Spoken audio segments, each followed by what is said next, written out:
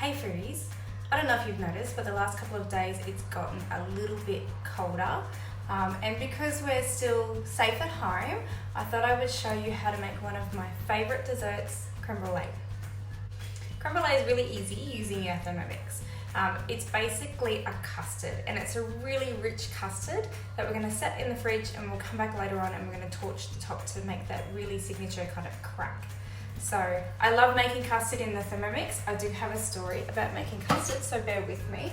When my son was about 3, he went through this phase where all he wanted to eat was olives or custard. So he would have olives for dinner and custard for dessert, just to fill him up so he would sleep through the night.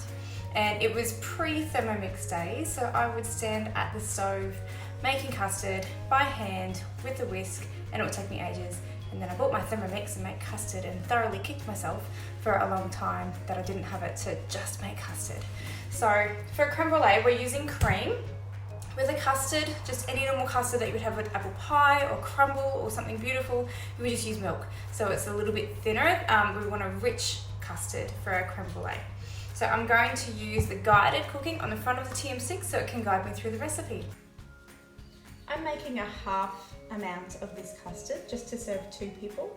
So I'm only going to put 200 grams of cream into my Thermomix, and I can weigh it straight into the bowl by just pouring it into the mixing bowl, and the scales are brought up with the guided cooking. Pressing next, I then add 35 grams of white sugar instead of 70. But if you wanted to feed 4 to 6 people with this creme brulee, you could add the whole amount. Teaspoon of natural vanilla extract goes in. Some eggs.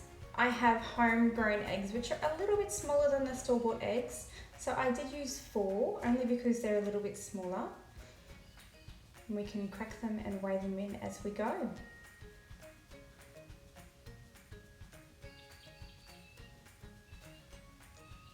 One more. There we go. Press next.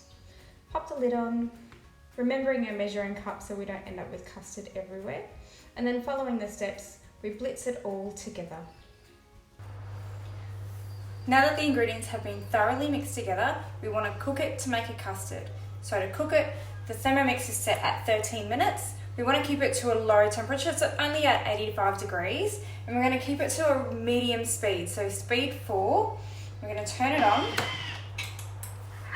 It's going to thicken while it's cooking, and so while your custard is cooking, instead of standing there at the stovetop stirring it, making sure it thickens, this is what we do instead.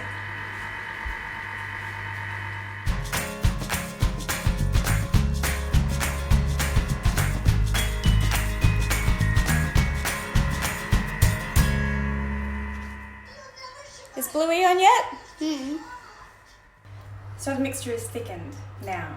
It beeps at you, you come back and you check on it, and it looks like this really beautiful thick custard. So it says to divide into 6 ramekins, but because I'm doing a smaller batch, I've got 4 of these little bowls, and they're beautiful and they work really, really well as well. So something that you can fit in your fridge, teacups, little ramekins, anything. These have been in a kiln, so really, really hot heat, so they'll be fine when we blow torch them as well. So I'm going to divide it up into these, pop them in the fridge and let them really cool down to let the custard set in the ramekins before we come back and blow torch it to make the beautiful crack. Now the kids are in bed and it's time to torch these creme brulees. Now the trick is you've got to put a layer of sugar on the top of the custards that's not thin enough that it will scramble the egg in the custard, but it's not too thick that it takes forever to torch and is too thick to crack. So you've got to get the right amount, and you've got to put it on really evenly as well. So use the finest sugar that you have. I've just got some caster sugar here, and that always works really well. And then sprinkle it on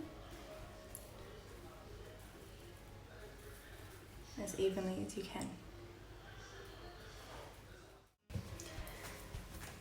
So both my creme brulees are covered.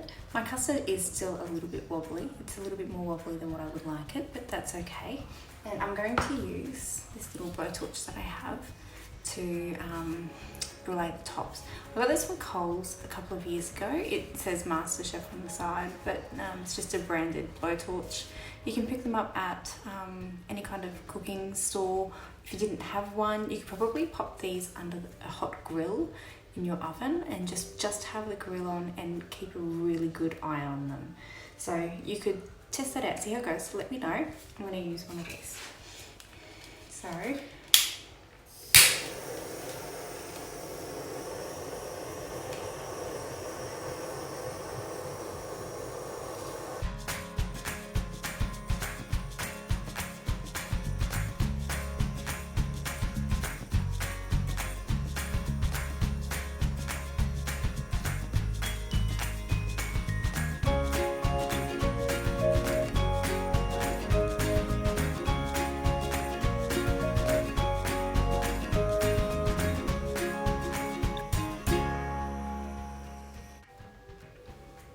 once you've bruleed them, leave them set for a second, just so that sugar has some time to harden.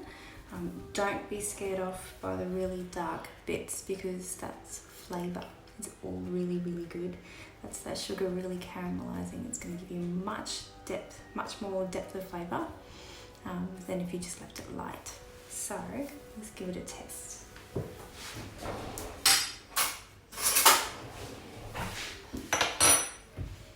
Looking for a crack.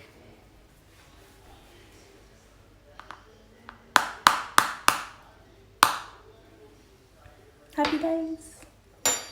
Go eat my dessert.